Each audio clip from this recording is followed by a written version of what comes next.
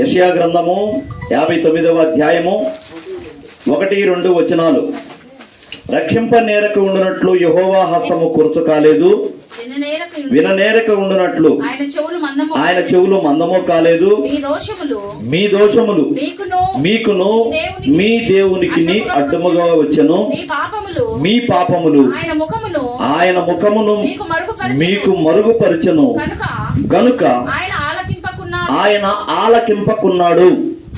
దేవుడి మాటలను మన వెనికిడిలో ఆశీర్వదించును గాక. ఆమేన్. చిన్న ప్రార్థన చేసుకుందాం. తలలు వంచండి. స్తోత్రము తండ్రి, మహాపరిశుద్ధుడు ఒక దేవ, పరలోకమందున్న మా తండ్రి, కృపగలిగిన రాజా, నీకు వందనాలు, స్తోత్రాలు అయ్యా. ఇంతవరకు నీ కృపను బట్టి మమ్మల్ని సజీవుల లెక్కలో చేర్చి ఈ ఉపవాస కూడిక విషయమై మేమందరము ప్రార్థనలు విజ్ఞాపనలు చేయాలని మమ్మల్ని ఇక్కడికి సమకూర్చావు అయ్యా. నీ చిత్తంలో నీ ప్రణాళికలో ఉన్నవాళ్ళు మాత్రమే రాగలిగారు అయ్యా. కొంతమంది అయితే మరి మిస్ అయిపోయారు. మా మా కుటుంబ సభ్యులు అయ్యా, అదిగో తండ్రి సన్నిధి కుటుంబ సభ్యులు కొంతమంది రాలేకపోయారు. వారిని మన్నించండి, క్షమించండి అయ్యా. వారి బలహీనతలు ఏమైనా ఉంటే కొట్టివేసి ప్రభువా, వారు కూడా ఈ శుక్రవారమున ప్రతి శుక్రవారమున మేము కూడుకొనుచున్నట్లుగా వాళ్ళు కూడా కూడుకోవడానికి కృప దయచేయి. చెప్పబడుచున్న మాటలు అయ్యా, ఇదిగో నాయన నీ పక్షంగా నిలబడి మాట్లాడుచున్న నన్ను జ్ఞాపకం చేసుకోండి. దీనుడను అయ్యా, ఎందుకు పనికిరాని వాడను, ఇక్కడ కూర్చున్న వారందరిలో బలహీనుడను, నీ రక్తం చేత నన్ను కడిగి పరిశుద్ధపరచండి అయ్యా. ఇదిగో నాయన నీ ఆత్మ చేత నింపండి. నీ సిలువు చాటు నన్ను మరుగు చేయండి.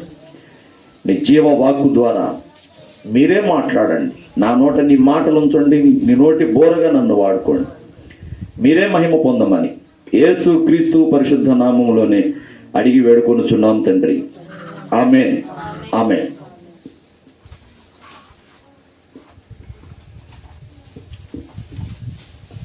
రక్షింపకుండా ఉండటానికి ఆయన హస్తము కొంచెం కాలేదట.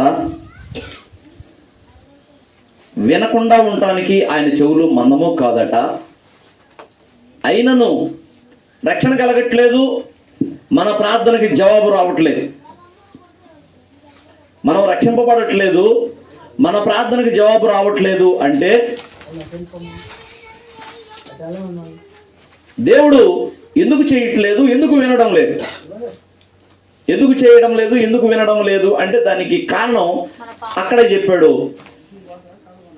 మీ దోషములు మీకును మీ దేవునికి అడ్డుగా వచ్చెను. మొట్టమొదటిగా మన దోషాలు మనలో పెట్టుకొని, మన పొరపాట్లు మనలో ఉంచుకొని, మన బలహీనతలు మీ పాపములు ఆయన ముఖమును మీకు మరుగుపరచను గనక ఆయన ఆలకింపకున్నాడు. మనలో పాపం పెట్టుకొని మనం ఎంత ప్రార్థన చేసినా పాపాన్ని విడవకుండా, మనలో ఉన్న బలహీనతలను విడవకుండా, చేయాల్సిన తీరులో చేయకుండా, భక్తి చేయాల్సిన తీరులో చేయకుండా మన దోషాలు మనలో పెట్టుకొని మనము ప్రార్థన చేస్తున్న ఆయన వినడట, రక్షించడట. అది ఇక్కడ అర్థమైందా? మన ప్రార్థనకి జవాబు రాకపోవటం కారణం ఇక్కడ మనం ధ్యానించుకుంటున్నాం.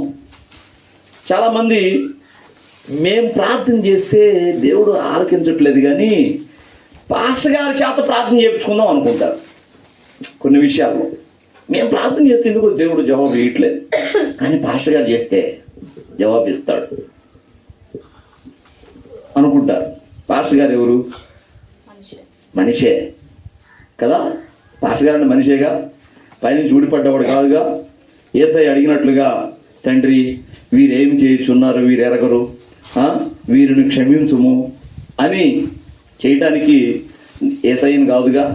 దైవజనుడైన వాడు పరలోకం నుండి వచ్చిన యేసయ్య అయితే కాడుగా. అవును కదా. మీ వలే మనిషే. మీరు చేసినప్పుడు ప్రార్థన వినకపోతే ఇంకొక మనిషి చేస్తే, ఇంకొక దైవజనుడు చేస్తే ప్రార్థన వింటాడా? ఏదోలే పాపం మనోడు బాగా అడుగుతున్నాడులే, మనోడు కొద్దిగా మంచోడే కానీ, ఎవరు? దైవజనుడు మంచోడే కానీ పాపం వాళ్ళు చేసినప్పుడు అంటే నేను చేయలేకపోయాను సహాయము, వాళ్ళు ప్రార్థన చేసినప్పుడు నేను సహాయం చేయలేకపోయాను. పాపం మనోడు మరి నా బిడ్డ అడుగుతున్నాడుగా, చేసి పెడదాంలే అనుకుంటాడా? ఎందుకని అనుకోడు? ఇప్పుడు నేను మీ అందరి విషయమే ప్రార్థన చేస్తుంటాను, పదే పాస్టర్ గారు ప్రార్థన చేయండి అంటుంటారు. ఇంకొకటి, ప్రార్థన మనం అడిగింది ఖచ్చితంగా మనకి దేవుని చిత్తానుసారం అయినా కానీ వెంటనే జవాబు రాదు. తెలుసా? కొన్నాటికి వెంటనే జవాబు రాదు. ఎందుకంటే మనం అడిగిన దాన్ని అది దేవుని చిత్తమే అయినా దేవుడు దయచేయడానికి కొద్దిగా లేట్ చేస్తాడు. పౌలు గారు యొక్క ఆత్మవశుడై ఆయన 3వ ఆకాశానికి ఎక్కిపోయాడట. 3వ ఆకాశానికి ఎక్కిపోయాడు. ఒకసారి పోయి ఆ పరదేశం చూసి వచ్చాడు పౌలు గారు. మీకు ఆ విషయం తెలుసో లేదు? పరదేశం చూసి వచ్చాడు, 3వ ఆకాశానికి ఎక్కిపోయి ఆత్మవశుడైపోయి అదంతా చూసి వచ్చి కింద వెంటనే ఆ కడుపుబ్బరం ఆపుకోకుండా కొంతమంది ఎమ్మటే చెప్పేస్తుంటారు చూడు, అలా చెప్పేలా 14 సంవత్సరాలు ఆయన ఆ విషయాన్ని తన కడుపులో దాచుకున్నాడు. 14 సంవత్సరాలు ఆ విషయాన్ని నేను 3వ ఆకాశానికి ఎక్కిపోయి చూసి వచ్చాను అనే విషయాన్ని అతడు శరీర రూపంగా పోయాడో ఆత్మరూపంగా వెళ్ళాడో తెలియదు కానీ అని చెప్తున్నాడు. కానీ ఆయన గురించే పౌలు గారు చెబుతుంది. 3వ ఆకాశానికి ఎక్కిపోయి అక్కడ చూసి కొన్ని సంభవాలను చూసి కొన్ని విషయాలని నేర్చుకొని వచ్చాడట పౌలు గారు. కానీ ఆ విషయాన్ని వెంటనే చెప్పాడా? చెప్పలా. 14 సంవత్సరాల తర్వాత 14 ఏళ్ల క్రితము నేను ఒక సంగతిని చూచితిని అని చెప్పి, ఒక మనుష్యుడు భూమి మీద నుండి 3వ ఆకాశానికి ఎక్కిపోయాను, ఆడ కొన్ని విషయాలు చూశాడు. మన ఆత్మరూపంగా వెళ్ళాడో మనిషి రూపంగా వెళ్ళాడో నేను ఎరగను అన్నాడు. ఆయన గురించే 14 ఏళ్ల క్రితం జరిగిందని ఇప్పుడు చెబుతున్నాడు. ఎందుకని అంటే అది సెలవు లేదు. నువ్వు ఇక్కడ చూసిన విషయాలను ఇప్పుడే వెళ్ళి సంఘాలతోటి చెప్పడానికి అది సెలవు కాల 14 ఏళ్ళు దాకా. దేవుడు కూడా అనేక విషయాలు మనుషులకు వెంటనే తెలియపరచడు. కొన్నిటిని తగిన కాలమందు బయలుపరచడం కోసం ఆపుతాడు. ఒకవేళ నువ్వు అడిగింది దేవుని చిత్తానుసారమే అవ్వచ్చు అటు అడిగింది, అయినా వెంటనే జవాబు రాదు. ఇప్పుడు మీ ఇళ్లలో ఒకళ్ళు ఉన్నారు, మారు మనసు పొందాలి. నువ్వు మారు మనసు పొందాలనే విషయము, ప్రార్థన చేస్తున్న విషయం దేవునికి ఇష్టమేగా, దేవుని చిత్తమేగా, దేవునికి ఇష్టమైన పనే కది. ఏది?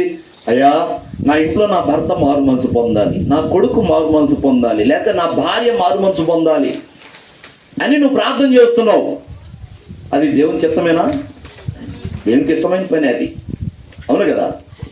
అయితే అది నువ్వు ఇవాళ ప్రార్థన చేసావని రేపే రక్షణకు వస్తారా? రారు. నువ్వు ఇవాళ ప్రార్థన చేసావని ఈ నెలలోనే రారు. నువ్వు ఏం చేయొచ్చుగా.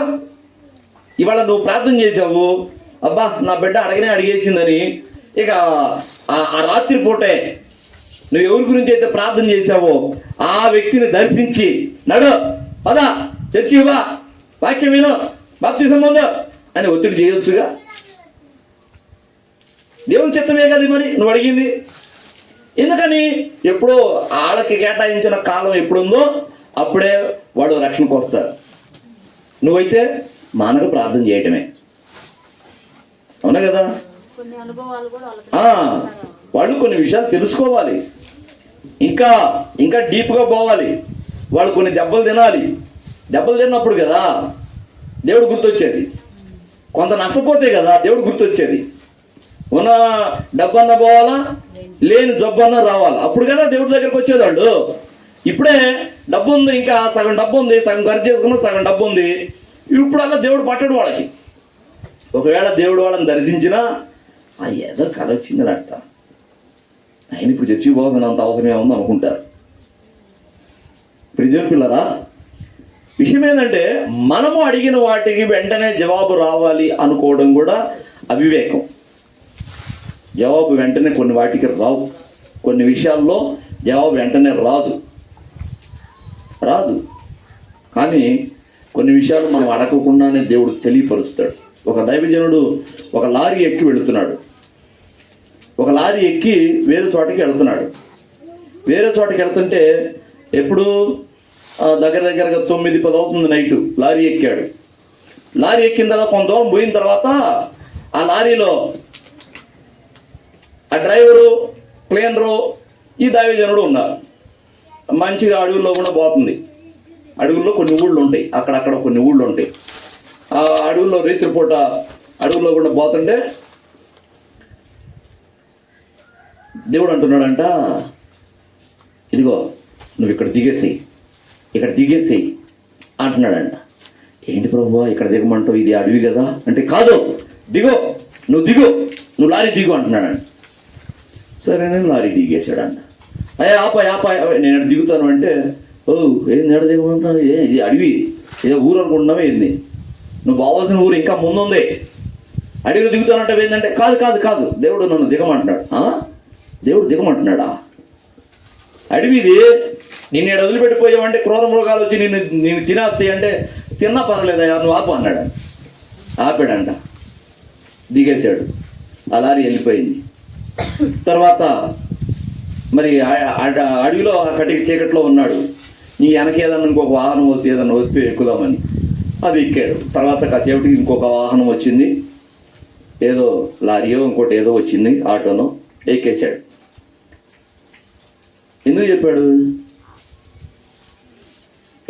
దిగమని అంటే, ఈ ముందు ఎక్కిన లారీ ఆ అడవిలో గుండా వెళుతూ ఒక బ్రిడ్జి దగ్గర పోయి అవుతున్న లోయలో పడిపోయింది. వాళ్ళిద్దరు డ్రైవరు, క్లీనరు, లారీ అంతా గొల్ల చచ్చిపోయారు.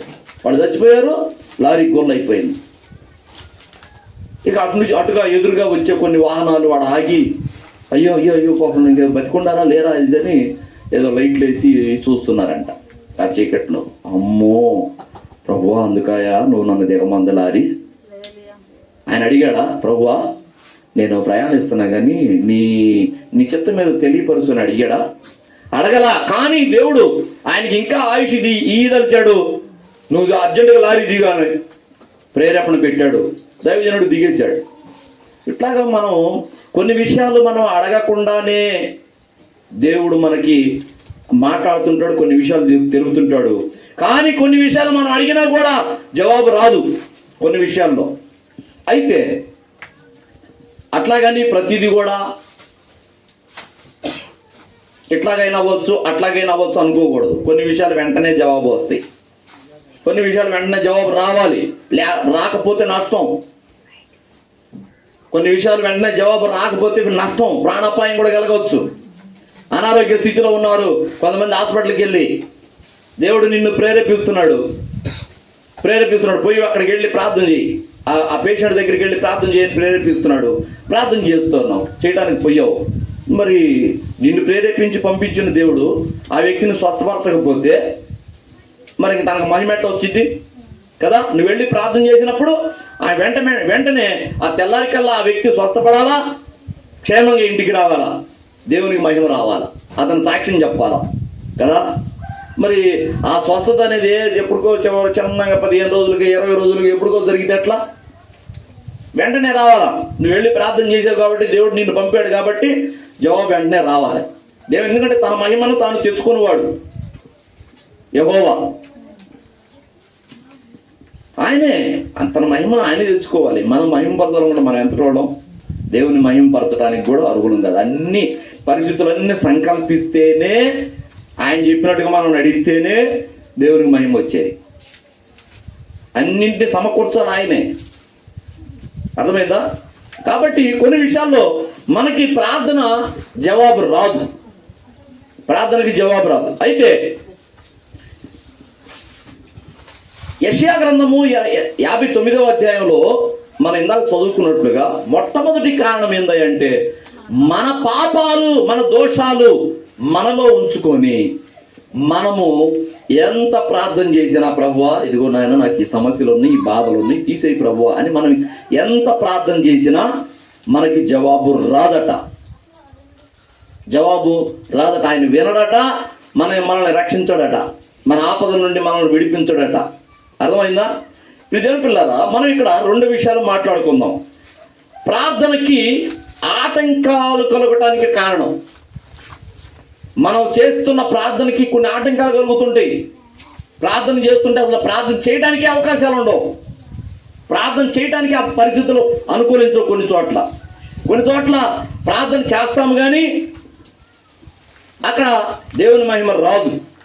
కారణం ఏంది? ఎందుకని అంటే చూడండి, మొట్టమొదటిగా మనలో దాగి ఉన్న పాపమే. మనలో దాగి ఉన్న పాపం అది ఎవరికి తెలియదు. నీకు తెలుసు, దేవుడికి తెలుసు. కీర్తనల గ్రంథము 66వ అధ్యాయం 18వ వచనం చూడు. నా హృదయములో నేను పాపమును లక్ష్యము చేసిన ఎడల, నా హృదయములో నేను పాపమును లక్ష్యము చేసిన ఎడల ప్రభువు నా మనవి వినకపోవును. ఎందుకు వినడు అంటే, నీ హృదయంలో నువ్వు పాపం ఉందే, దాన్ని నువ్వు దాచుకుంటున్నావు. ఆ పాపాన్ని నువ్వు దాచిపెట్టుకుంటున్నావు, అది విడిచిపెట్టట్లేదు. నువ్వు దాన్ని లక్ష్యం చేస్తున్నావు కానీ దాన్ని విడిచిపెట్టట్లేదు. నీలో పాపం ఉండగా నువ్వు చేసిన ప్రార్థనకి జవాబు రాదు, ఆయన ఆలకింపడు. హల్లెలూయా. ఆయన ఆలకింపడట. ఏమంటున్నాడు? ఆయన హృదయములో నేను పాపమును లక్ష్యము చేసిన ఎడల ప్రభువు నా మనవి వినకపోవును. వినడు. ఆయన పాపం నాలో ఉంచుకొని, నేను దాచిపెట్టుకొని నేను ప్రార్థన చేసిన ఆయన నా మనవి వినడు. అంటే మనలో పాపాన్ని ఉంచుకోవద్దు అస్సలు. తర్వాత మనలో స్వార్థపూరితమైన ప్రార్థనలు ఉంటాయి. కొన్ని స్వార్థం, దురుద్దేశంతో అడుగుతాం. స్వార్థపూరితమైన ప్రార్థనలు దురుద్దేశంతో అడిగే వాటికి కూడా జవాబు దయచేడు దేవుడు. నిద్ర వచ్చిన వాడు స్తోత్రం చేద్దాం. హల్లెలూయా.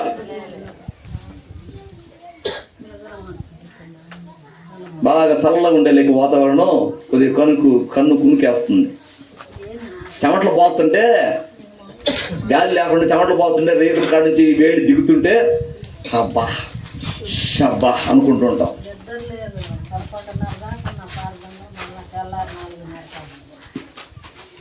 విజయన్ పిల్లరా, మనము స్వార్థంతో చేసే ప్రార్థనల వల్ల మన వట్టికే మనం ప్రార్థన, మన కుటుంబం వరకే మనం ప్రార్థన చేసుకుంటాం. ఇతరుల గురించి, ఇతరుల అవసరాల గురించి, వాళ్ళ ఇబ్బందుల గురించి, వాళ్ళ బాధ సాధకుల గురించి ప్రార్థన చేయకుండా మన వట్టికే మనం అడిగి, మన వట్టికే మనం ప్రార్థన చేసుకొని పడుకుంటే స్వార్థం కదా. స్వార్థ ప్రార్థన ఒకటి. రెండోది, అడిగేదాన్ని దురుద్దేశంతో అడుగుతాం. ప్రభువా, నాకు చెయ్యకపోయినా పర్వాలేదు కానీ వాళ్ళకు మాత్రం చెయ్యమాకు. నాకు చెయ్యకపోయినా పర్వాలేదు, వాళ్ళకు మాత్రం అవి జరగకూడదు ప్రభువా. ఇద్దరు తగాదాడుకొని వచ్చి ప్రేయర్ టవర్లో తగాదాడుకొని వచ్చారు. ఇంటి దగ్గర ఒక ఇంటి కాలనీలో ఉంటారు. ఇద్దరు గొడవ పడ్డారు, చర్చికి వచ్చారు. ప్రేయర్ టవర్లో కూర్చున్నారు. ప్రేయర్ టవర్లో కూర్చొని రౌండ్గా కూర్చొని ఇక ఒకళ్ళంటే ఒకళ్ళకి మౌత్ వస్తూ ఉంది. ఇక ఆమె చేస్తుంది, ప్రభువా నన్ను దూషణకరమైన మాటలు అన్నారు ప్రభువా, వాళ్ళ సంగతి నువ్వే చూసుకో ప్రభువా,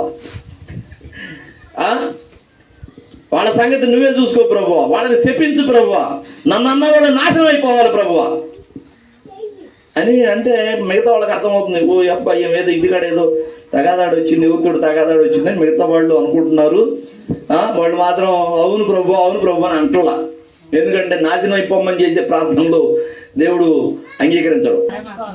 ప్రియమైన పిల్లరా, రెండోసారి మళ్ళీ ఆ మౌతు తిరిగి మళ్ళీ ఏం కాడకు వచ్చింది, ఇంకొక ఆమె కాడికి వస్తే ఆమె కూడా చేస్తుంది, ప్రభువా నన్ను అన్న వాళ్ళు కూడా నాశనం అయిపోవాలి ప్రభువా. ఓహో వీళ్ళిద్దరే కావాలా అని వాళ్ళకి అర్థమైపోతుంది. చాలామన్నట అసలు వీళ్ళు ప్రేయర్ టవర్ ఏం చేస్తున్నారా అని చెప్పేసి ఏదో కట్టన్ షాట్ నుండి ఆ రోజు నేను మందిరంలోకి వచ్చి ఏం చేస్తున్నారని, ఏంది ఈ ప్రార్థన లేని అని అసలు ఆయన అదిరిపోయాడట. అసలు ఇదేంది ఈ ప్రార్థన లేని, ఏదైనా గొడవ పడితే ఇక్కడికి వచ్చి సమాధాన పడాలి కానీ క్షమించు వదినా, క్షమించక్క అని సమాధాన పడాలి కానీ ఇదేంది ఈ ప్రార్థనలో నన్ను తిట్టిన వాళ్ళు, నన్ను కొట్టిన వాళ్ళ సంగతి నువ్వే చూసుకో ప్రభువా, నువ్వే తీర్పు తీర్చువాడు ప్రభువా, వాళ్ళు నాశనం అయిపోవాలి ప్రభువా, నన్ను కొట్టిన వాళ్ళ చేతులు ఇరిగిపోవాలి ప్రభువా. ఇట్లాంటి ప్రార్థనలు అవి దురుద్దేశంతో చేసే ప్రార్థనలు. యాకోబు పత్రిక రండి 4వ అధ్యాయము 3వ వచనం చూడు.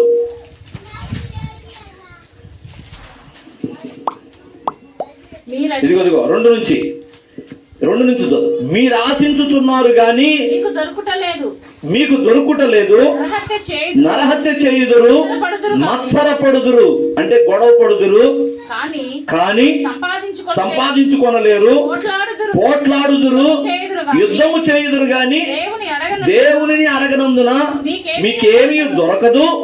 మీరు అడిగినను మీ భోగముల నిమిత్తము వినియోగించుటకై దురుద్దేశముతో అడుగుదురు గనుక మీకేమీ దొరకటలేదు.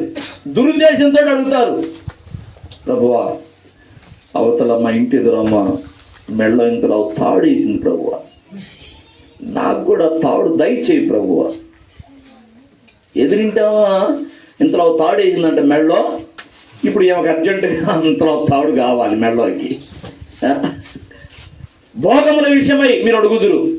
దేనికమ్మా అంత తాడు నీకు? ఇంకా అది తప్పితే ఇంకేమి నీకు బాధలు లేవు? ఇంకా ఇక ఇతర వ్యక్తులు నశించిపోతున్నారు, వాళ్ళు పాపం నరకానికి పోతున్నారని బాధ లేదు. కానీ నీ ఎదురింటి మెళ్ళలో తాడు వేసిందని నీకు బాధ వచ్చిందా? పనికి మాలిందానా అంటాడు యేసయ్య. పనికి మాలిందానా అని సేవకుడు తిట్టవచ్చా? తిట్టకూడదు కదా. యేసయ్య కూడా తిట్టాడు. పనికి మాలిన వారు అన్నాడు బైబిల్ గ్రంథంలో. పనికి మాలినోళ్ళు అంటే చేయాల్సిన పని చెయ్యరు, వాళ్ళని పనికి మాలినోడు అంటారు. యేసయ్య తిట్టాడు, పర్వాలేదు. హల్లెలూయా. దురుద్దేశంతో, స్వార్థంతో, దుర్లాభం కొరకు అడుగుతారు. అలాంటి వారి కూడా ప్రార్థన కూడా వాళ్ళకి ఏమి దొరకదట. అర్థమైందా? తర్వాత ఇదే యాకోబు పత్రికలో 1వ అధ్యాయానికి వస్తే 5 నుంచి చూడండి. మీలో ఎవరికైనాను జ్ఞానము కొదువుగా ఉన్న ఎడల అతడు దేవుణ్ణి అడగవలెను.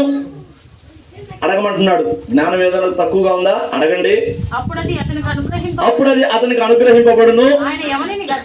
ఆయన ఎవరిని గద్దింపక అందరికీ ధారాళంగా దయచేయవాడు. అయితే అతడు ఏ మాత్రము సందేహింపక విశ్వాసంతో అడగవలెను. సందేహించువాడు గాలి చేత రేపబడి ఎగిరిపడు సముద్ర తరంగమును పోలి ఉండును.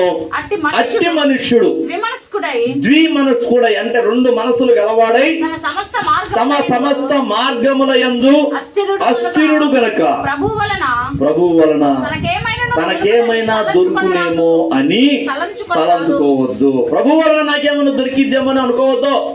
ఎందుకంటే సందేహపడు వాడికి ఎట్టి పరిస్థితిలో దొరకదు. డౌట్ పడేవాడికి నేను చేస్తాను కానీ, ప్రార్థన చేశాను కానీ ఇది జరిగిద్దంటావా? దేవుడు దయచేస్తాడంటావా?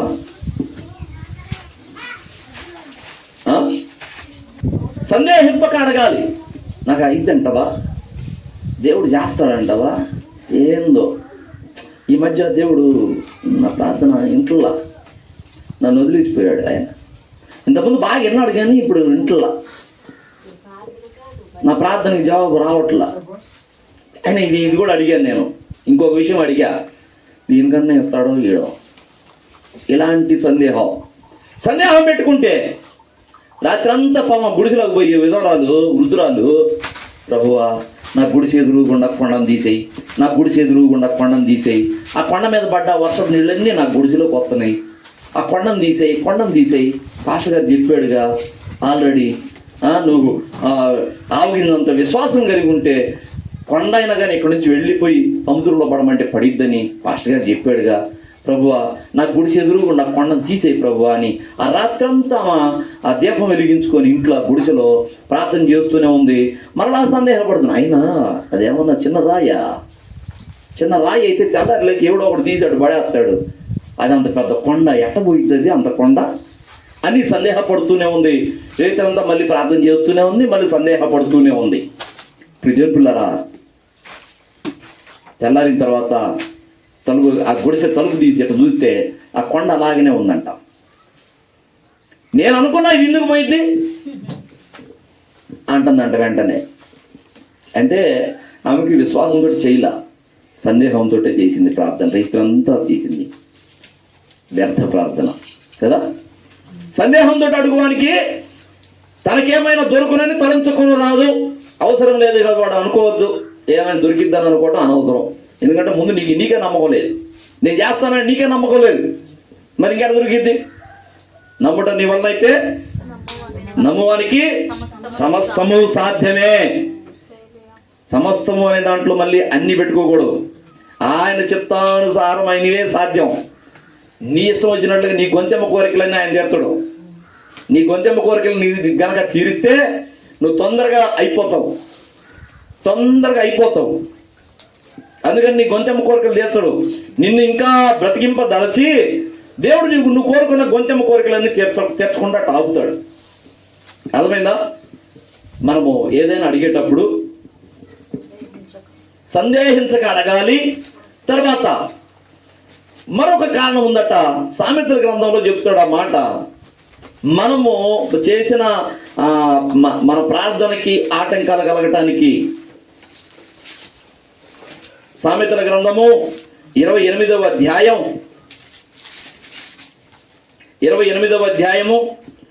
9వ వచనం చూడు. ధర్మశాస్త్రము వినబడకుండా చెవిని తొలగించుకొని వాడు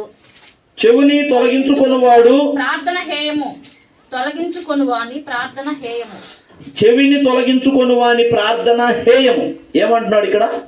ధర్మశాస్త్రము వినబడకుండా తన చెవుని తొలగించుకునేవాడు అంటే చెవులు మూసుకునేవాడు. దేవుని ఆజ్ఞలను, దేవుని ధర్మశాస్త్రాన్ని వినడానికి ఇష్టపడని వాడు. ఎవడైనా కానీ దేవుడు చెప్పినట్లుగా ఇదిగో ఇలాగ నడవండి అని చెప్తే అలాగ నడవటానికి ఇష్టపడని వాడు, ఆజ్ఞలను వినటానికే ఇష్టపడని వాడు, తన చెవులను మూసుకునేవాడు. కొంతమంది వాక్యం చెబుతుంటే రెండు చెవులకి ఇలాగ పెట్టుకొని, చేతులు ఇలాగ పెట్టుకొని తలకాయ ఎంచుకొని కూర్చుంటారు. అంటే వాళ్ళకి ఆ సమయంలో వాళ్ళకి ఇష్టం అనిపించలా వాక్యం. అర్థమైందా? రెండు చేతులు ఉంటారు, రెండు చెవులకి ఇలా పెట్టుకొని మోకాళ్ళ మీద బాసపట్టు వేసుకుని కూర్చుంటారు కదా. ఆ మోకాళ్ళ మీద చేతులు పెట్టుకొని ఇలా తలకాయ ఎంచుకొని ఉంటారు. అబ్బా ఏందో ఈ సుత్తి అన్నట్లుగా ధర్మశాస్త్రాన్ని వినబడకుండా చెవిని తొలగించుకునేవాడు అంటే చెవులను మూసుకునేవాడు, వినబడకుండా చేసుకునేవాడు, వాడి ప్రార్థనట హేయమట. వాడికి ఇక జవాబు రాదు. ఇది నా మాటలైతే వినవు కానీ నీ గొంతెమ్మ కోరికలని నేను తీర్చాలనా, నేను చెయ్యను అంటాడు. అందుకే దేవుని మాటల చొప్పున మాటలను మనం వినాలి. దాని చొప్పున చేస్తూ ఉంటే నువ్వు దేవుని మాటలు, దేవుని ఆజ్ఞలను గైకొనాలి, వాటిని వినాలి. అలా గనక నువ్వు నడుస్తూ ఉంటే అస్సలు ఆయన అంటాడు, అసలు నువ్వు అడిగిందాక నేను ఎందుకుంటాను రా, నువ్వు అడిగిందాక నేను ఎందుకుంటాను, నీకు అక్కరగా ఉన్నదేదో నాకు తెలుసు ముందే అన్నాడు లేదా మత్తయి సువార్త 6లో. నీకు అక్కరగా ఉన్నదేమో నాకు తెలుసు. ఎప్పుడు నా ఆజ్ఞ చొప్పున నువ్వు నడుస్తున్నావు కాబట్టి, నా ధర్మశాస్త్రం వినటానికి నువ్వు ఇష్టపడుతున్నావు కాబట్టి, నువ్వు అడిగిన దాకా నేను చేయకుండా ఉంటానా? నేను ముందే నీకు అవసరమైనవన్నీ నేను చేసేస్తుంటా. హల్లెలూయా చెప్పాడు ఆయన. నీకు అక్కరగా ఉన్నవేవో ఆయనకు తెలియను గనక అన్నాడు. దేవుడికి తెలుసు. మనకి ఇంకా సేపటికి ఏ అవసరం వచ్చిందో, ఏ అక్కర వచ్చిందో దేవుడికి మొత్తం తెలియదా? మన జీవితం మొత్తం ఆయన ముందు ఉంది. ఇవాళ ఏం జరిగింది, రేపు ఏం జరిగింది, ఎల్లుండి ఏం జరిగింది, నెల తర్వాత ఏం జరిగింది మొత్తం ఆయనకు తెలుసు. మనకు అక్కడగా ఉన్నవేమో అని ఆయన ఎరుగు. మరి నువ్వు దేవుని ధర్మశాస్త్రం ప్రకారం నడుస్తున్నావు అనుకో, నువ్వు అడిగిందా ఊరుకోడు, ఆయన చేసేస్తుంటాడు. అసలు ముందే అన్ని సమకూర్చి పెడతాడు. ఆయన పిల్లలైన వారికి అనగా తన సంకల్పం చొప్పున పిలువబడిన వారికి మేలు కొరకటిగా సమస్తము సమకూడి జరుగుతుంటాయి. మీకోసమే, మీ మేలు కోసమే రా మొత్తం ఈ విశ్వం అంతా సమకూడి జరిగేది మీ మేలు కోసమే అంటున్నాడు ఆయన. రోమా 8:28 అన్ని సమకూర్చి పెడతాడు. మనం అడగాల్సిన పని లేదు. ఎప్పుడు ఆయన మాటల చొప్పున, ధర్మశాస్త్రం ప్రకారం ఆయన ఆజ్ఞల చొప్పున మనం వింటూ నడుచుకుంటూ ఉంటే ఈ మాత్రం చెయ్యం. కానీ ధర్మశాస్త్రం ప్రకారం నడవం, కానీ ప్రార్థన చేయమంటే చెయ్యం, కానీ బైబిల్ చదవమంటే చదవం, కానీ ధర్మశాస్త్రం ఆజ్ఞలను పాటించడంటే పాటించం, కానీ మనం చేసే ప్రార్థనకి జవాబు రావాలనుకుంటే వ్యర్థం. అది అసలు ఆ ప్రార్థన హేయమట ఆయనకి. అంటే ఇష్టం లేదు, ఆ ప్రార్థనే ఇష్టం లేదు. అలాంటి వాడు ప్రార్థన అసలు ఇష్టపడాడు. హల్లెలూయా. తర్వాత మరి ఒక మాట, లూకా సువార్త 18వ అధ్యాయంలో ఒక ప్రార్థన మనం వింటాం. లూకా సువార్త 18వ అధ్యాయం 11వ వచనం చూడు. పరిసయ్యుడు నిలవబడి, దేవా, నేను చోరులను, అన్యాయస్తులను, వ్యభిచారులనైన ఇతర మనుషుల వలె నైనను ఈ సుంకరి వలె నైనను ఉన్ననందుకు నీకు కృతజ్ఞత స్తోత్రాలు చెల్లించుచున్నాను. వారమునకు 2 మార్లు ఉపవాసం చేయొచ్చు, నా సంపాదన అంతట్లో 10వ వంతు చెల్లించుచున్నానని తనలో తాను ప్రార్థించుచుండెను. అయితే సుంకరి దూరముగా నిలుచుండి ఆకాశం వైపు కన్నులెత్తుటకైనా ధైర్యము చాలక రొమ్ము కొట్టుకొనుచు, దేవా, పాపినైన నన్ను కరుణించమని పలికెను. అతని కంటే ఇతడు నీతిమంతుడుగా తీర్చబడి తన ఇంటికి వెళ్ళనని మీతో చెప్పుచున్నాను అన్నాడు. ముందు ఒక వ్యక్తి ఏమన్నాడు? ఇదిగో చోరులు అంటే దొంగల్లాగా అన్యాయస్తులను వ్యభిచారులైన ఈ మనుషుల వల్లే నేను ఉండలేదు, చివరికి ఈ సుంకరి వల్లే నేను ఉండలేదు, నన్ను ఘనంగా చేసావు, నీకు కృతజ్ఞత స్తోత్రాలు, వారానికి 2 సార్లు ఉపవాసం ఉంటున్నాను, దశం భాగం ఇస్తున్నాను అని కృతజ్ఞత స్తుతులు చెల్లించాడంట ఒక వ్యక్తి. ఇంకొక వ్యక్తి ఏమో, దేవా, నేను పాపినయ్యా, అయ్యా, అదిగో ఆకాశం అయినా కానీ కన్నులెత్తుటకు నాకు ధైర్యం చాలట్లేదు ప్రభువా, నేను పాపినయ్యా, నన్ను క్షమించవా అని దీనుడై తల ఉంచి ప్రార్థన చేశాడట ఇంకొక వ్యక్తి. ఇప్పుడు అంటాడు, అతని కంటే ఇతడు అన్నాడు. అంటే ముందు చెప్పిన వ్యక్తి కంటే రెండవసారి చెప్పబడిన వ్యక్తి గురించి అంటున్నాడు. అతని కంటే ఇతడు నీతిమంతుడుగా తీర్చబడి, అంటే ముందున్న వ్యక్తులు ఏం కనపడింది? గర్వం, ఆత్మీయ గర్వం. ముందున్న వ్యక్తులు ఆత్మీయ గర్వం కనపడింది అన్న, అర్థమవుతుందా? ముందున్న వ్యక్తిలో ఆత్మీయ గర్వం కనపడింది.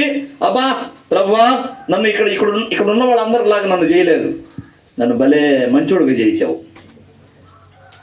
నీకు కృతజ్ఞత స్తోత్రాలు. అంటే ఇక నేను మంచోడు అయిపోయాను, ఈ దొంగలాగా లేను, ఈ వ్యభిచారులాగా లేను, ఈ సొంకర్లాగా లేను, నేనైతే నీతిమంతుడిని అనుకుంటున్నాడు.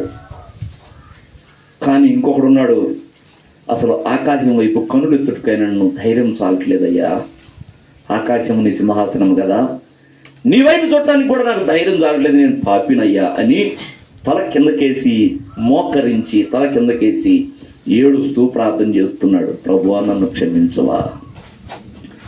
అతని కంటే ఇతడు నీతిమంతుడుగా తీర్చబడి వెళ్ళాను అన్నాడు. అంటే గర్వము, అహంకారము, ఆత్మీయ గర్వంతో ఉండి చేసిన ప్రార్థన కూడా దేవునికి ఇష్టంగా ఉండదు. అమ్మా వింటున్నారా? విజయం పిల్లరా, అహంకారం, ఆత్మీయ గర్వం.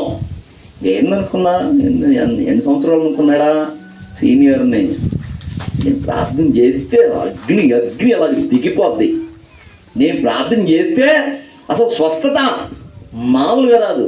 ఎంతమంది బాగుపడ్డారు అనుకుంటున్నా నా ద్వారా. ఒక ఆయన చెబుతున్నాడు, అసలు నా ద్వారా ఎంతమందికి పిల్లలు కలిగారు అనుకుంటా.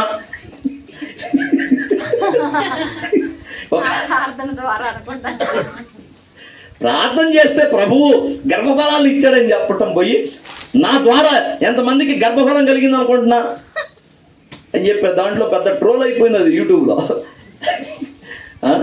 మీ దేవునిలో ఏది మనము అట్లా గర్వించకూడదు ఎప్పుడు కూడా. హల్లెలూయా. తర్వాత మనలో హేయమైన క్రియలు ఉండకూడదు. హేయమైన క్రియలు అంటే కొన్ని క్రియలు దేవునికి మరీ అసహ్యం. మనలో ఏదైనా చిన్న చిన్న పొరపాట్లు, ఏదో అనకూడని మాట అన్నాము, చేయకూడని పని ఏదో చేశాము అని ఇట్లాంటి చిన్న చిన్న బలహీనలు అయితే దేవుడు అంతగా లక్ష్య పెట్టడు, కానీ వచ్చి మనం అడగంగానే క్షమిస్తాడు. కానీ కొన్ని ఉంటాయి. ద్వితీయోపదేశ కాండము 18వ అధ్యాయము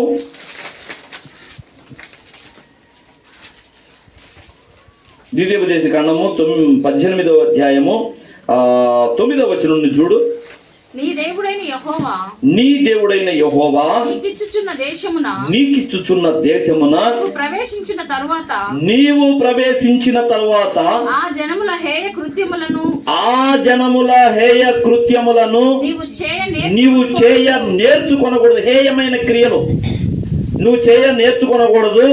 తన కుమారునైనను తన కుమార్తెనైనను అగ్నిగుండము దాటించు వానినైనను శకునము చెప్పు సోదెగానినైనను మేఘ శకునములను గాని సర్ప శకునములను గాని చెప్పువానినైనను చెల్లంగి వానినైనను మాంత్రికులనైనను ఇంద్రజాలకునైనను కర్ణ పిచాచి నడుగువానినైనను దయ్యముల వద్ద విచారణ చేయువానినైనను మీ మధ్య ఉండనీయకూడదు. వీటిని చేయు ప్రతివాడు యెహోవాకు హేయుడు. చెల్లంగి పనులు అంటే అదేమంటారు? చెల్లంగి అంటే చాతబడి క్రైస్తవులై ఉండి కాదు మాకు చెట్టు తిరగేసారంట, చాతబడి చేశారంట, పొయ్యి చెట్టు తిరగేపించాలా. ఒక ఆదివారం పోయి చెట్టు తిరగేపించాలా, లేకపోతే ఒక మంగళవారం పోయి చెట్టు తిరగేపించాలా. అంటే ఎవరు కాడకపోతున్నావు?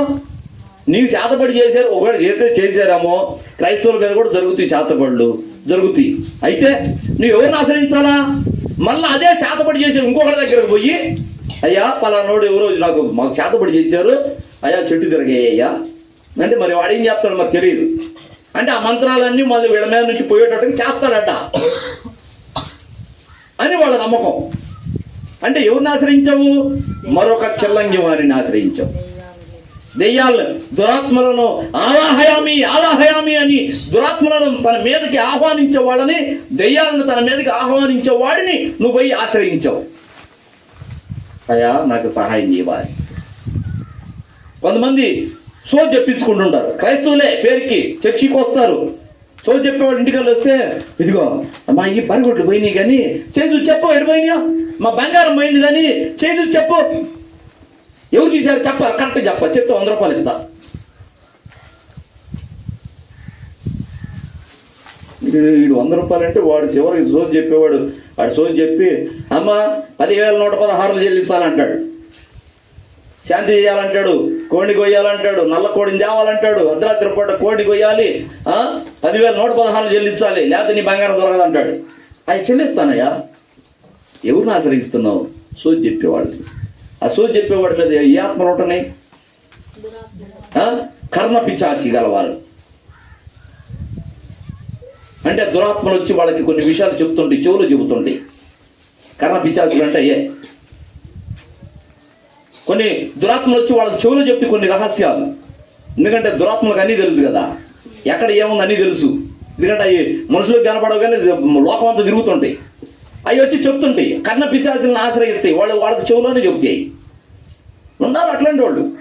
అయితే అట్లాంటి వాళ్ళని ఆశ్రయించేవాళ్ళు అంత ఎందుకండి. ఇంటికాడ పిల్లలు బందాడే పిల్లడు లేచి కొత్తగా నడుస్తున్నాడు, వాడు తప్ప పడుతున్నాడు.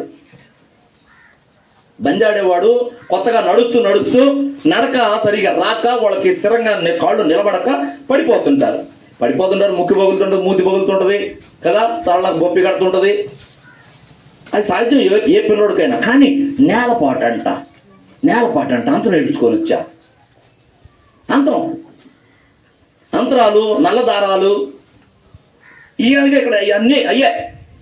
ఏమంటున్నాడు చూడు, అగ్నిగుండం దాటించు అని నేను శకునం చెప్పు.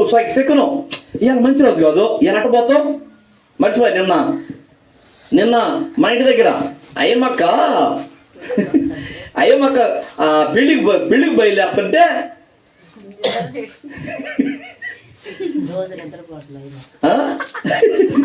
పెళ్ళికి బయలుదేరుతుంటే అంటే ఈ లోక ఆచారం ప్రకారం, అన్యాచారం ప్రకారం ఇంట్లో ఎవరైనా చనిపోతే వాళ్ళకి అంటూ వాళ్ళు ఎక్కడికి పోకూడదు, ఏ ఇంట్లోకి పోకూడదు, ఏ శుభకార్యాలకు పోకూడదు అని ఆచారం కదా.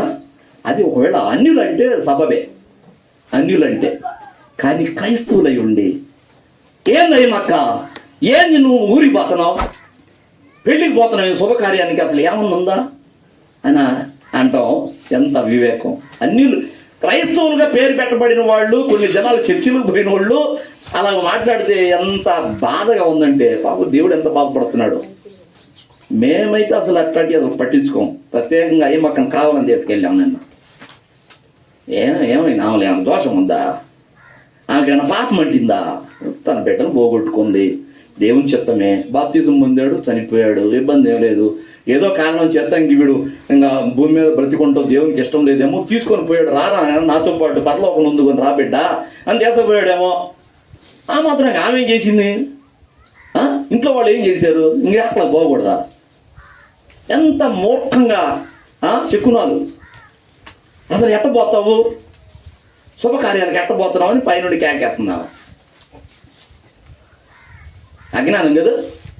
మరి వాస్తవానికి మనం ఆలోచిద్దాం. నిన్న మరి పెళ్ళికి దేశపోయాం. మరి అట్లాంటి వాళ్ళు, ఇంట్లో ఎవరైనా చనిపోయిన వాళ్ళు, ఆ ఇంట్లో వాళ్ళు కనుక ఎవరికైనా శుభకార్యాలు పోతే మరి ఆ శుభకార్యం ఆగిపోవాలిగా.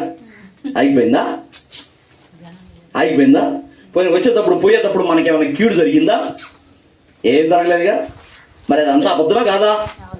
అలా అనుకోవటం అబద్ధమా కాదా? ఒకవేళ భర్తను కోల్పోయిన విధవరాలైనా కానీ భర్తను కోల్పోయిన భార్య విధవరాలైనా కానీ ఎక్కడికి పోయినా ఏమి కాదు. అన్యాచారం ప్రకారం మీరు పాటిస్తే ఇదిగో దేవునికి హేయం. శకునాలను చూసేవాళ్ళు, నక్షత్ర శకునాలను చూసేవాళ్ళు, మంచి రోజును చూసేవాళ్ళు ఇలా మంగళవారం అయితే ఎట్టబోతారు, మంగళ బుధవారం మంచిది కాదైతే. నిజంగా ఇలాగ నా శకునాలు చూసే వాళ్ళకి దేవుడు వాళ్ళ ప్రార్థన ఆలకించడు. ఏ రోజు మంచిది చెప్పండి నాకు. ఆదివారం మంచిదా, సోమవారం మంచిదా, బుధవారం మంచిదా, శనివారం మంచిదా? అన్ని దేవుడేగా చేసింది.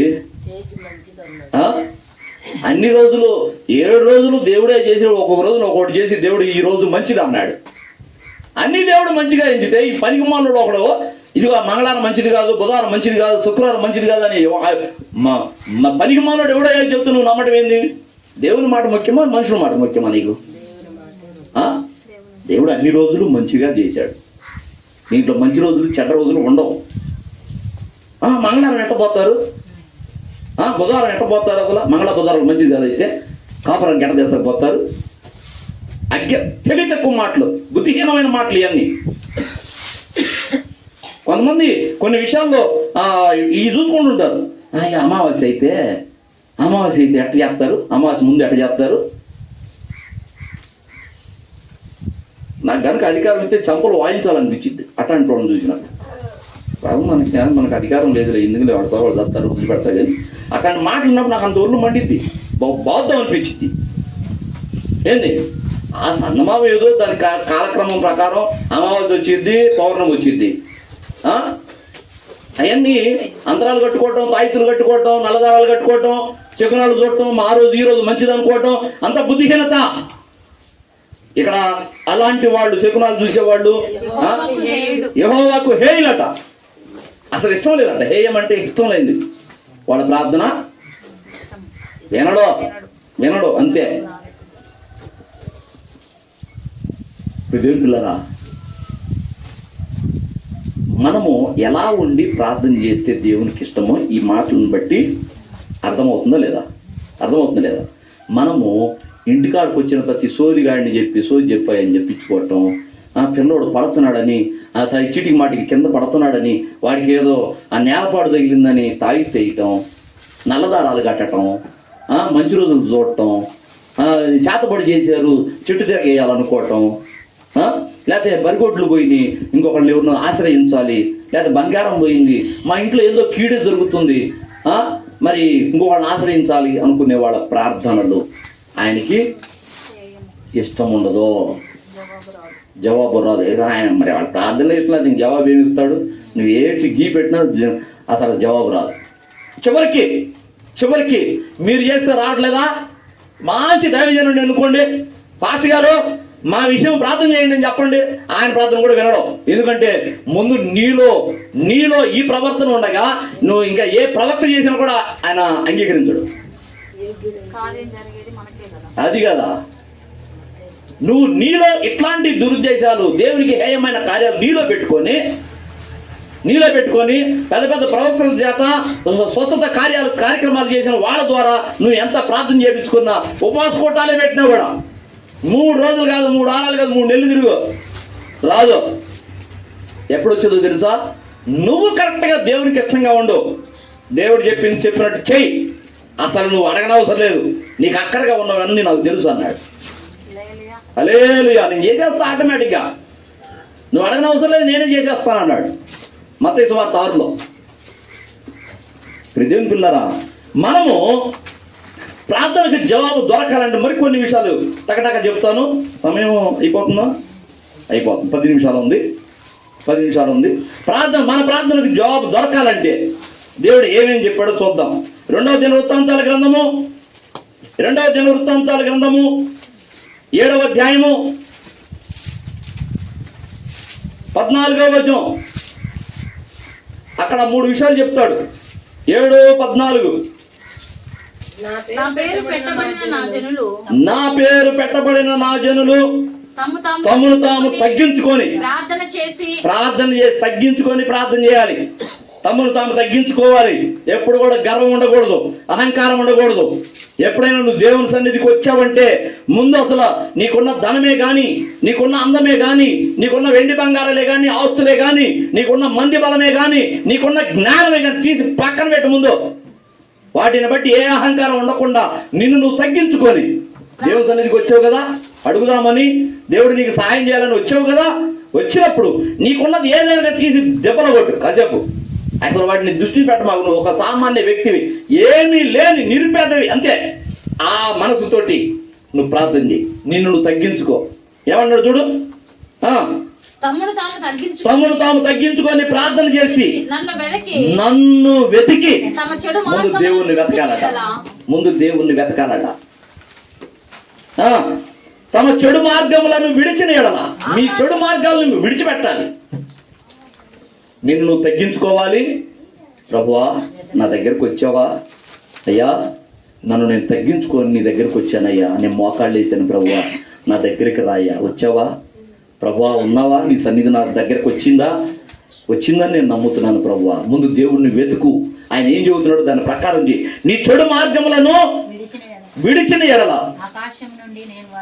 ఆకాశము నుండి నేను వారి ప్రార్థనను విని వారి పాపమును క్షమించి వారి దేశమును స్వస్థపరచుదును. హల్లెలూయా. ఏం చేస్తా అన్నాడు?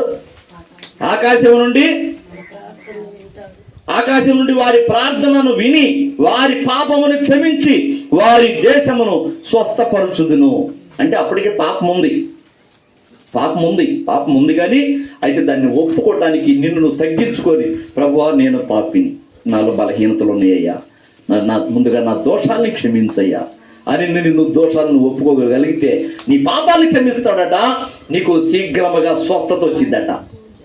నీకు, నీ కుటుంబానికి, నీ దేశానికే స్వస్థత వచ్చేస్తుందట. అసలు బాగుపడిపోతారట నువ్వు చేసే ప్రార్థన బట్టి. హల్లెలూయా. ఎన్ని వచ్చినాయి? 3 విషయాలు వచ్చినాయి ఇక్కడ. అవునా? ఏం చేయాలి? మనం తగ్గించుకోవాలి, వెతకాలి, చెడు మార్గాన్ని విడవాలి. హల్లెలూయా.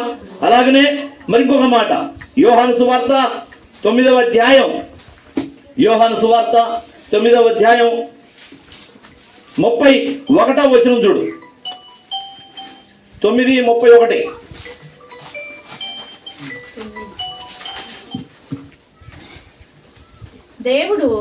దేవుడు పాపుల మనవి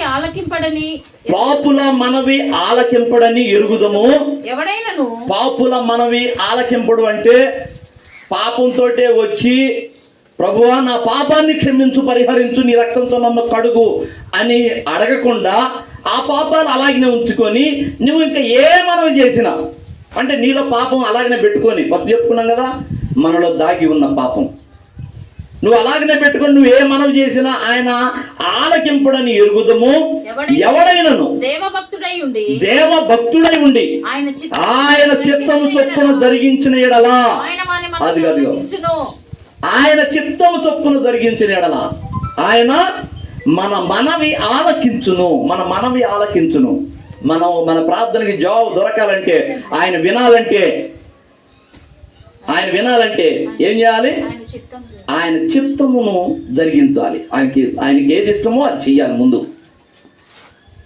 మనలో ఒకటి బలహీనతలు ఉండుంటాయి, పొరపాట్లు ఉంటాయి.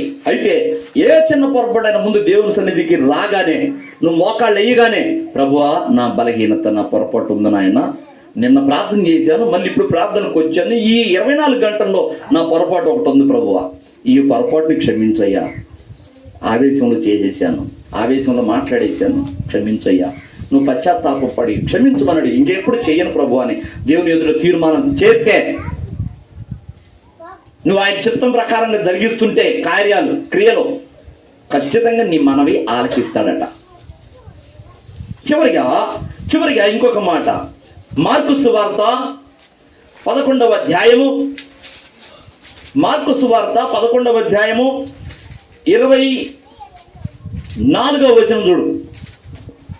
అందుచేత ప్రార్థన చేయనప్పుడు మీరు అడుగుతున్న వాటి నెలను పొంది ఉన్నామని నమ్ముడి. అప్పుడు ఏందట? అనుమానంతో ఇందాక చేయకూడదు అనుకున్నాం కదా, ఇప్పుడు క్లారిటీ ఇస్తున్నాడు. మీరు ఏదైనా ప్రార్థన చేస్తే పొంది ఉన్నామని చేయండి. అయితే నీ పాపాలను నువ్వు నీలో పెట్టుకొని అవి ఒప్పుకోకుండా, వాటిని వదిలిపెట్టకుండా, చెడు మార్గం విడవకుండా నేను పొంది ఉన్నానని నువ్వు నమ్మటం కూడా అనవసరం. అవి ముందు విడవాలి. నువ్వు ప్రార్థన చేసావు, దేవుడు తప్పకుండా జవాబు నాకు దయచేస్తున్నాడు, అంతే. నువ్వు ఆ విశ్వాసం ఉంచాలి. చూడు, ప్రార్థన చేయనప్పుడు మీరు అడుగుతున్న వాటి నెలను పొంది ఉన్నామని నమ్ముడి, అప్పుడు అవి మీకు కలుగునని మీతో చెప్పుచున్నాను. చూడండి, మత్తయి సువార్త 6వ అధ్యాయము 1వ వచనానికి రా. 1వ వచనం చూడు. మనుషులకు కనబడవలనని వారి ఎదురు నీ నీతి కార్యము చేయకుండా జాగ్రత్త పడుడి, లేని ఎడల పరలోకమందున మీ తండ్రి వద్ద మీరు ఫలము పొందరు. మీరు ప్రార్థన చేసినప్పుడు జనం చూడాలని, ఏది అబ్బా నిన్న ప్రార్థన, అసలు నేను మంచి ప్రార్థనా పరుణ్ణి, నేను మంచి ప్రార్థన పరురాల్ని అని జనానికి తెలియాలని, నీకు లేచి ప్రభువా అయ్యా నీకు స్తోత్రం నాయనా నీ అర్ధరాత్రి పూట వేకుజామున పెద్దగా కేకలేసి, లేకపోతే పగల పూట అయినా కానీ నువ్వు ఇంట్లో ప్రార్థన చేస్తున్నా, రోడ్డును పోయేవాడు కూడా పోయే ఇంట్లో కేకలేని పడుతుంది అని అనుకునేటట్లుగా పెద్దగా కేకలేసి, ఏది నువ్వు ఏం ప్రార్థన చేసుకుంటుంది కావాలా అని అనుకోవాలని, నీ కేకలు పెద్దగా వినపడి నలుగురు ఆలకించాలని అలాగున చేయటం కాదు. మనుషులకు కనబడవలనని వారి ఎదుట మీ నీతి కార్యములు చేయకుండా జాగ్రత్త పడండి. నీతి కార్యాలు కూడా నువ్వు చేసే నీతి మనుషులకు కనపడాలని చేయొద్దట. నువ్వేదైనా ఒక నీతి చేస్తున్నావా, నీ కుడి చేయి చేసేది ఎడం చేతికి కూడా తెలియకుండా చేయాలి. ఇంకోళ్ళకి తెలియటం కాదు, అసలు నీ కుడి చేతిలోంచి, నీ జేబులోంచి తీసి ఇంకోళ్ళకి ఇస్తున్నావంటే ఎడం చేతికి కూడా తెలియకూడదు ఆ విషయం. నువ్వేదైనా ఒక మంచి పని చేస్తున్నావంటే నువ్వు టామ్ చేసుకోవటం కాదు, నలుగురికి చెప్పుకోవటం కాదు. నీ నీతి క్రియలు ఇతరులకు కనబడాలని నీ నీతి క్రియలు చేయకుండా జాగ్రత్త పడండి. అంటే కొంతమంది చిన్న హెల్ప్ చేస్తూ కూడా, అబ్బా ఇప్పుడు అది యూట్యూబ్లో పెట్టాలా, వాట్సాప్లో పెట్టాలా, ఫేస్బుక్లో పెట్టాలా, ఫోటోది ఏది చిన్న హెల్ప్లు, చిన్న దేనికి? జనం మమ్మల్ని చూడాలబ్బా ఎంత మంచి పని చేస్తున్నాడు అనుకోవాలి.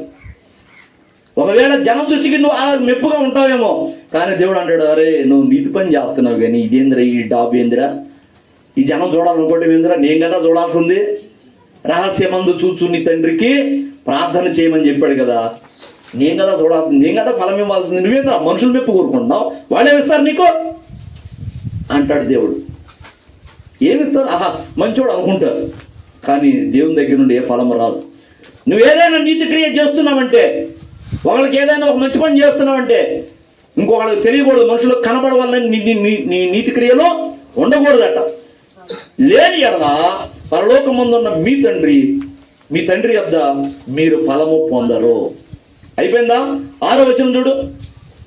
నీవు ప్రార్థన చేయనప్పుడు నీ గదిలోనికి వెళ్ళి తలుపు వేసి రహస్యమందున్న నీ తండ్రికి ప్రార్థన చేయము, అప్పుడు రహస్యమందు చూచు నీ తండ్రి నీకు ప్రతిఫలం ఇచ్చును. నువ్వు గదిలోకి వెళ్ళి తలుపులు వేసుకొని నువ్వు చేసే ప్రార్థన ఇంకొకరు వినాలని కాదు, అసలు ఇంకొకరు ఎవరు వినకూడదు.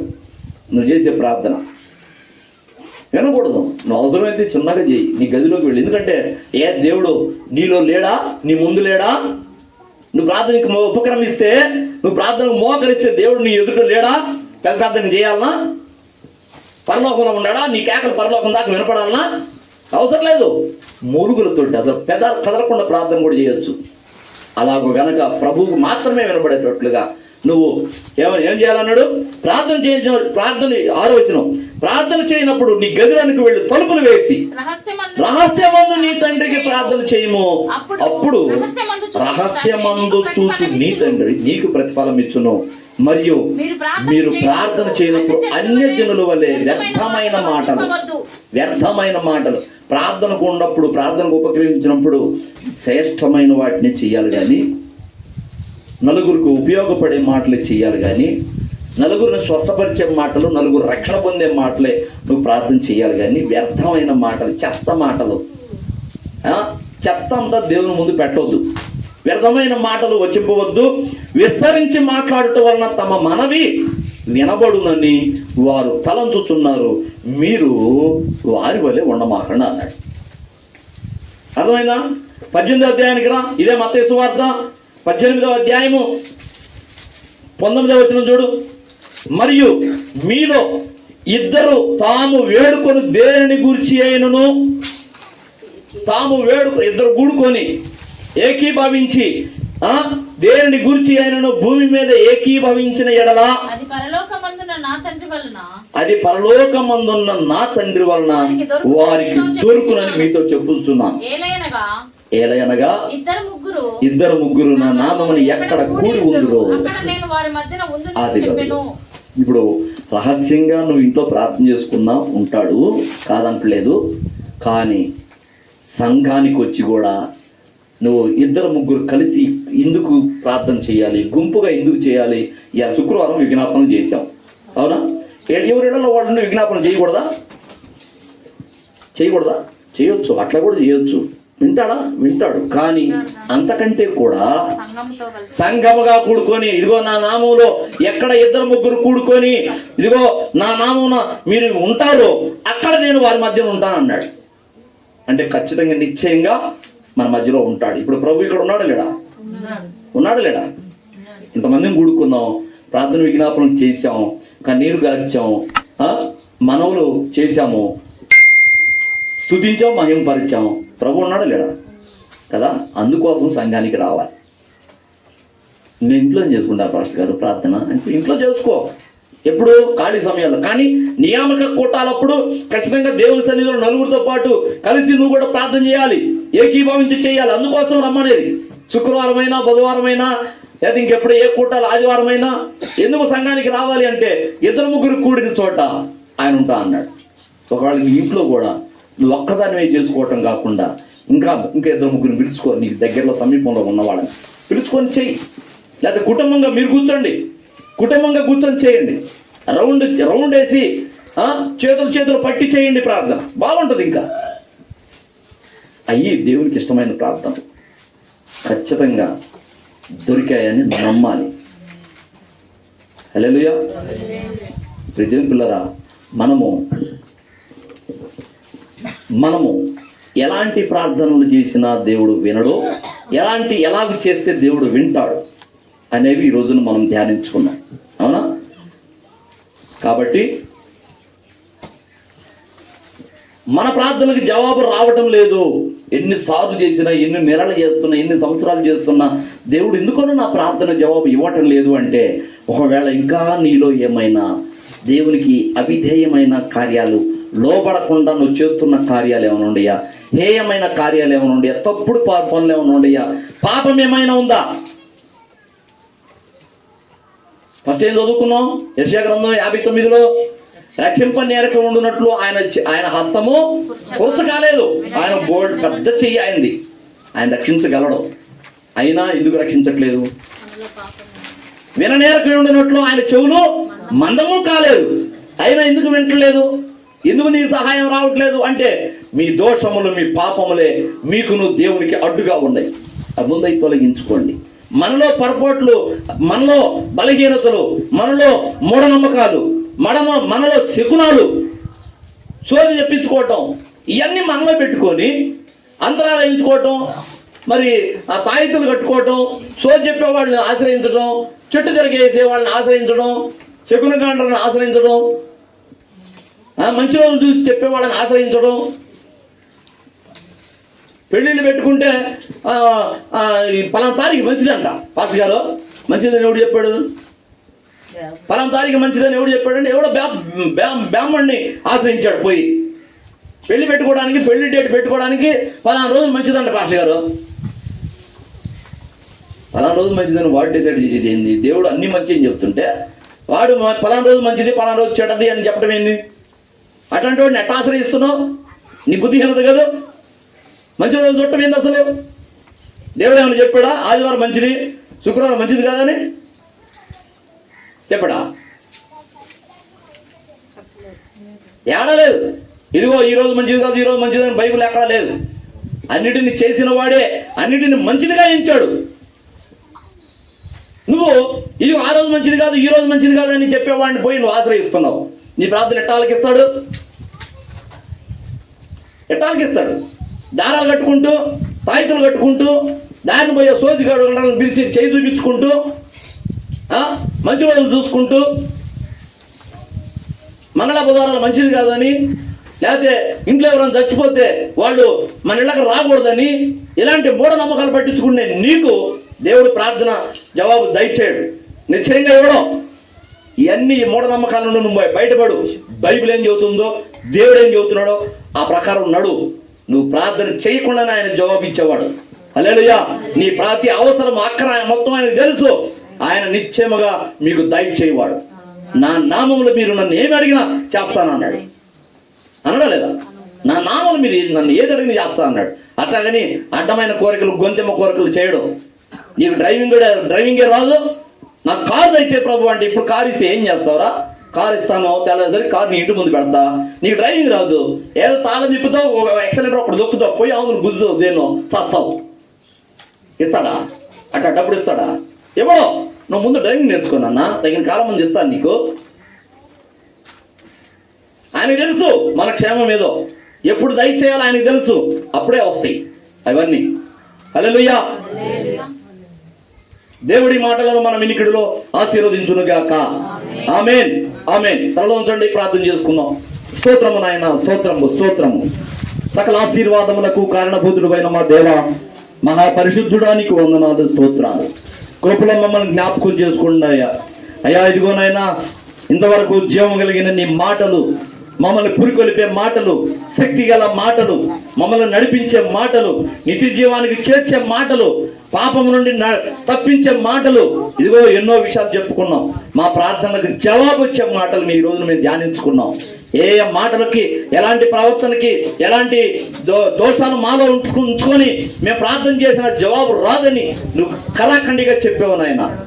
అయ్యా ఇదిగో నాయన మా ప్రవర్తన మార్చుకోవడానికి, అయ్యా ఇదిగో నాయన ఈ ప్రసంగం వింటున్న వారందరూ కూడా, భవిష్యత్ కాలంలో వినేవాళ్ళు కూడా ఇదిగో నాయన వాళ్ళ ప్రవర్తన మార్చుకొని, వాళ్ళు హృదయపూర్వకంగా ఎటువంటి గర్వము లేకుండా ఇదిగో వాళ్ళు తాను తగ్గించుకొని నీ ఎదుట ప్రభువా నాకు సహాయం చేయమని అడిగినప్పుడు నువ్వు నిశ్చయముగా వాళ్ళ మనవి ఆలకించేవాడు గనక ప్రభువా ఇదిగో ఈ మాటలు విన్న వారందరి హృదయాల్లో నూరంతలుగా ఫలింపజేయి నాయన. వారి హృదయ పలకల చుట్టూ నీ అగ్ని ప్రకారం ఉంచు. నీ దేవదూతల కాపుదల దయచేయి. దుష్టుడు దొంగిలించుకొని పోకుండా ఇదిగోనైనా ఈ మాటలు వాళ్ళు మంచి వాళ్ళ హృదయాల్లో మంచిగా ఫలింపజేయి నాయన.